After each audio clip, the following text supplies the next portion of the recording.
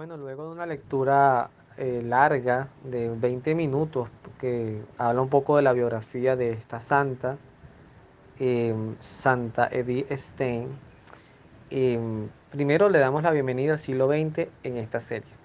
Siglo que además será el último de esta serie.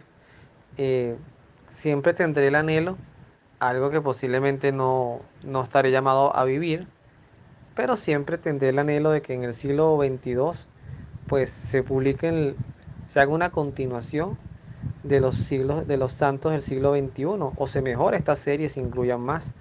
Fíjense que vamos por el episodio 114, pero nada más en el siglo XX hay más de 1000 santos. Entonces, esta serie de verdad que lo que cubre, yo diría que es un porcentaje muy mínimo con respecto a lo que es la santidad en la iglesia. Otro punto importantísimo, cuando ya hablamos de los santos del siglo XX, ya vamos a ver las dificultades que se van a empezar a presentar y que hoy en el siglo XXI, siglo en el que hago esta serie, pues son más agudas aún.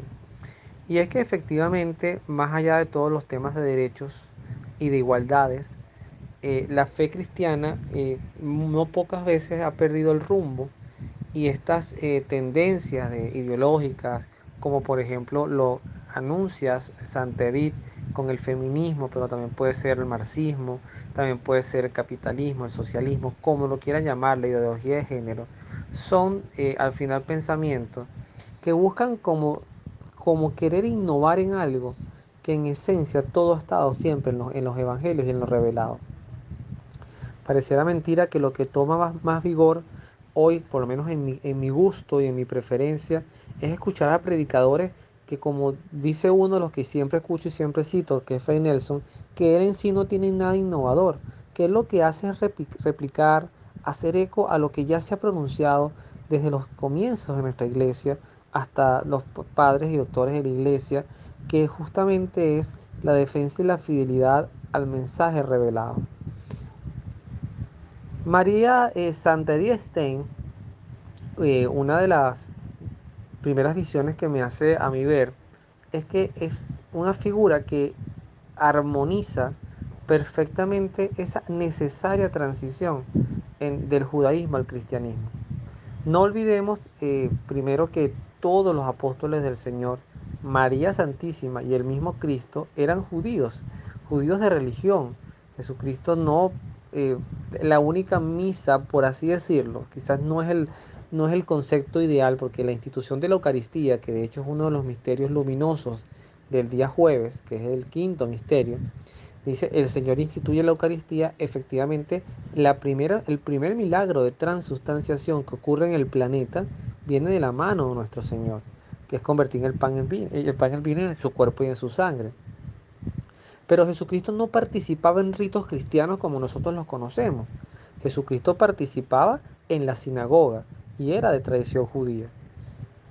En esencia, el ideal dentro del judaísmo hubiese sido que hubiesen reconocido a Jesús como el Salvador. Quizás Cristo no hubiese muerto de manos de su propio pueblo, a pesar de que igual hubiese muerto de manos judías, pero lo doloroso, efectivamente, en todo el proceso de la pasión de nuestro Señor, era ver cómo su propia gente, su propio pueblo, le daba la espalda y lo entregaba a quienes además los oprimían.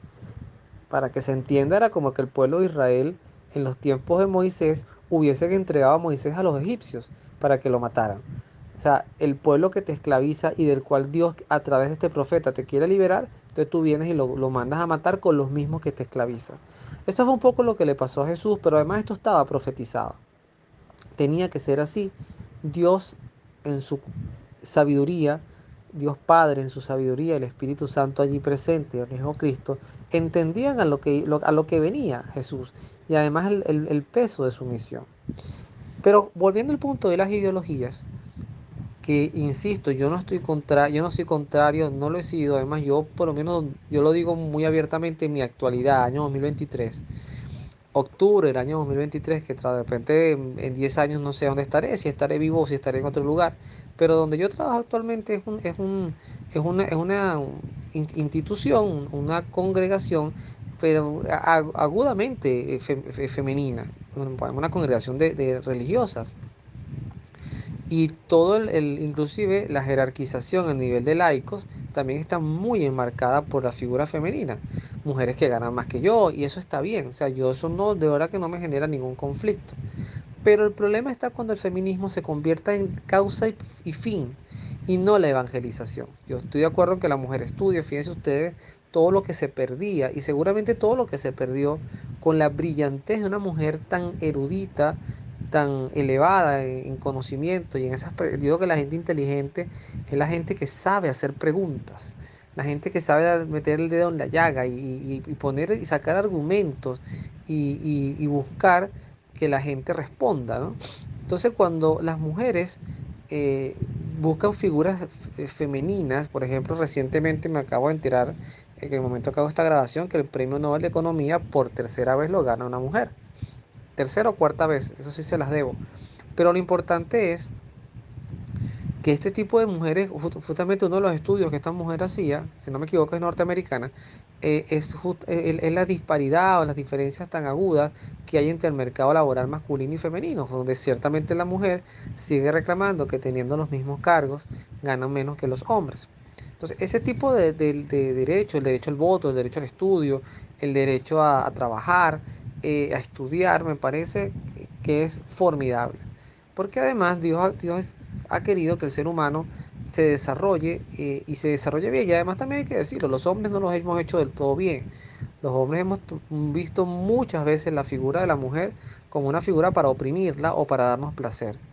Y eso es lamentable y todavía hoy por hoy, también hablando de actualidad, aunque no es propósito de esta serie, todas las barbaridades que pasan en países islámicos, por ejemplo, donde la mujer tiene que usar siempre se me va el nombre cuando lo voy a decir, después me acuerdo, pero creo que es burka, que es todo, que están todas tapadas, donde la mujer no tiene derecho a nada, no puede ni hablar, sobre todo en esas corrientes islámicas tan radicales donde se prohíbe total y absolutamente, a pesar de que dicen que Jesús era un profeta, pues se prohíbe todo lo que tenga que ver con la Biblia y la libertad religiosa. Entonces tú te das cuenta que efectivamente este tipo de luchas son necesarias. Entonces Edith Stein se va encontrando, donde primero va siendo enamorada por algo que también mucha gente erudita después cuando se convierte en el catolicismo lo comentan, esa tentación del cientificismo, de regodearte y tener vanidad en torno a tu propio conocimiento. Ser una persona que ninguna fórmula matemática te sea imposible, que ninguna idioma te sea imposible, que ninguna teoría te sea imposible porque eres muy erudito, porque eres muy sabio. Y entonces al final se hace un culto hacia tu persona y eso es lo mismo que le puede pasar a un artista, a una figura pública. Cuando la gente tiene seguidores, cuando se acostumbra a vivir bien, después perder todo eso cuesta. Entonces, nos estamos enfrentando y vamos a ver esto mucho en este siglo, a personas que efectivamente van a ver lo difícil que es ser santo en el siglo XX y más en el siglo XXI, un siglo que está marcado aún más fuertemente por más distractores como lo son las redes sociales, donde por redes sociales todo el mundo es juez, es experto, es sabio, es haters, es de todo. O sea, haters son los odiadores, los que gente que todo lo critica. Entonces uno trata de meterse en este mundo. Yo en Abrazando Nuestra Fe a través del canal de YouTube, pues constantemente ando publicando cosas. En el momento que hago esta grabación hay 707 suscriptores, lo cual quiere decir que bueno, hay personas que le ha interesado y se han mantenido en el contenido del canal, pero al final uno va entendiendo y es el propósito fundamental que ahí no se hable tanto de Luis Tarrasi, sino que se hable de Cristo, de la iglesia y de la coherencia de mantener un mensaje bien claro. Edith Stein, además, en esa transición, pues una de las cosas que también a mí me hacía ruido, pero además lo importante es agradecerle a Dios cada gota de vida que tenemos, cada microsegundo de vida que tenemos, porque mi hijo que ya tiene 6 años, el año que viene cumple 7, pues ha podido conocer a su papá, me abraza, duerme en mis hombros, lo he podido compartir con él enseñanzas de fe, y cada día que Dios me regale, pues me gusta seguirlo haciendo. Pero cuando comparo, por ejemplo, que el papá de Eddie muere cuando ella escasamente tendría 2 años o los iba a cumplir, te das cuenta que, wow, o sea, de verdad que estar con tus hijos, la cantidad de años que sea, es un regalo de Dios, una gran bendición. Pero su mamá, fíjense que es fiel judía, y también me parece que es importante esto que voy a decir ahora para entender lo que el Vaticano II también derivó en una de sus tantas conclusiones, que la salvación podía venir también fuera de la iglesia. Eh, en un sentido bien, bien claro, la única salvación que es posible es la fe en Cristo, porque Cristo se definió como el único camino, verdad y vida, es la única puerta para la salvación. Pero Dios le va dando luces a las personas en su misericordia infinita según su propia realidad de vida. Yo siempre digo, un niño que nace en Arabia Saudita, en Irán, en Palestina, ahorita que está este conflicto tan terrible, esta masacre que se dio en el territorio israelí y que ahora va de vuelta a Palestina, a la franja de Gaza. Es terrible lo que se vive en esta región y la masacre, como se matan personas como que fuesen animales, como que fuesen ganado. eh, Cuando tú ves en perspectiva todas estas circunstancias que se van dando en el mundo, te vas dando cuenta de que decía un niño que nunca ha tenido acceso a Jesús, ni a la Biblia, ni a la doctrina católica, y llega a morir a la edad que muera, niño o joven o adulto, y además lo criaron sintiendo odio por los judíos, odio por los cristianos. Dios sabrá tener la infinita misericordia para esa realidad puntual.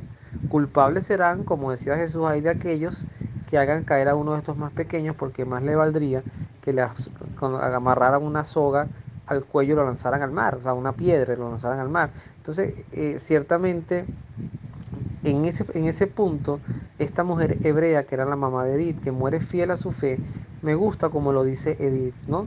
Ella, a pesar, fíjense ustedes que ella reconoce una debilidad, a pesar de que su mamá muere siendo judía, ella confía que se consiguió un juicio bastante misericordioso, su mamá, por su fidelidad justamente a su propia raza, a su propia fe. Y además porque fíjense que de ella, gracias a todo este componente religioso, pues Edith logra dar el salto que la señora no pudo dar y que en sí mismo la fe judía no ha podido dar, no ha querido dar, que es reconocer a Jesús como su Mesías. Jesucristo vino como regalo para ellos y además decía, benditos los ojos que ven y los oídos que escuchan lo que ustedes ven y oyen, porque cuántos quisieron poder escuchar esto o ver estas cosas y no pudieron.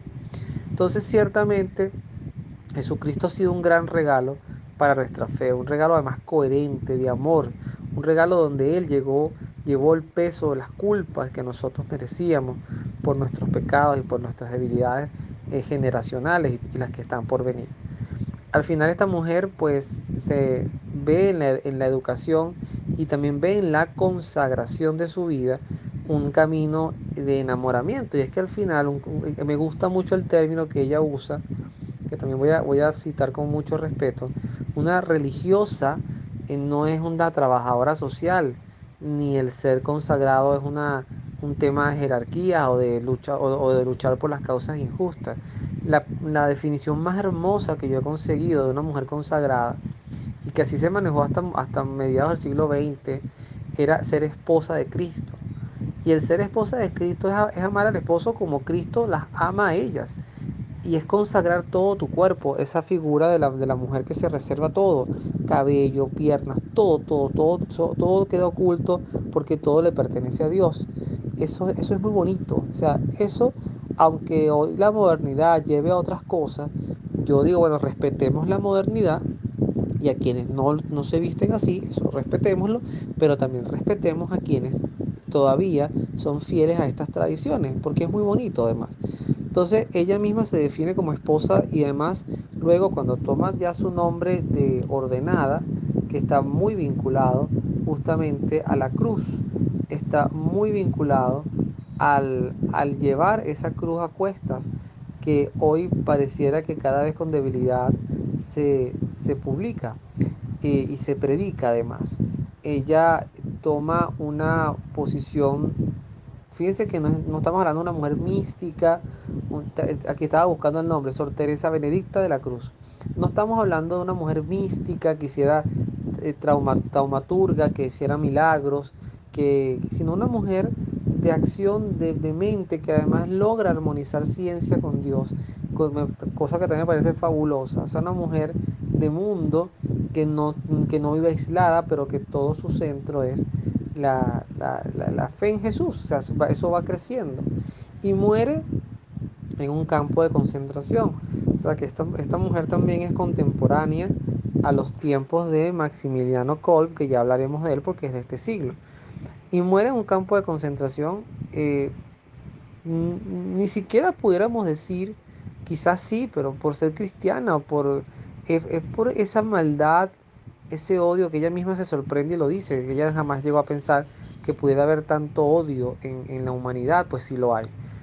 Hoy con lo que acabamos de ver con este grupo terrorista de Hamas, y lo que ocurrió en territorio israelí, que además yo siempre he dicho, yo no soy quien sea pro-israelita, ni mucho menos, respeto las religiones, aunque yo particularmente siempre lo digo y lo reafirmo, que el Islam no cree en el mismo Dios cristiano, porque una fe, y el judaísmo tampoco, el judaísmo cree en una parte, es el que está más cercano a la Santísima Trinidad, porque es como decía en el Pentateuco, que creo que fue Moisés, que vio la espalda de Dios.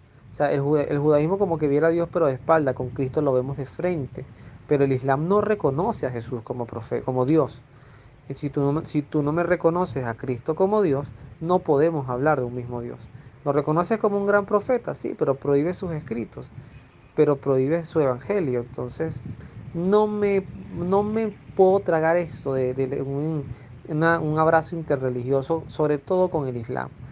Y eso, cuando vemos este tipo de expresiones de violencia tan aguda, donde además la yihad, el Corán, la conversión por la palabra o por la espada, cuando vemos un fundador como Mahoma que ha movido tantas cosas en el mundo, bueno, ves el nazismo y ves estas actitudes, al final pareciera que en el fondo el demonio es el que está haciendo gran estrago, influenciando cosas tan terribles en el mundo. Entonces esta santa es una santa más hacia nuestro tiempo, una santa con los pies en la tierra, una santa que pudiéramos decir que vivió una época de su vida como activista por los derechos de la mujer, pero que al final vio más interesante ser esposa del Señor, seguir siendo una mujer inteligente, no se anuló, Dios no la anuló, pero la hizo crecer en santidad y en servicio. Y eso es un llamado tanto para los hombres como para las mujeres, porque al final ese debería ser el sentido de la vida, trabajar día a día por nuestra propia santidad, desempacando todo aquello que nos impida vivir en plenitud la gracia y la vida sin pecado. Que el pecado nos duela, que vivamos una vida también sacramental, el anhelo de vivir una vida sacramental. Bueno, que Dios los bendiga, nos vemos en la oración.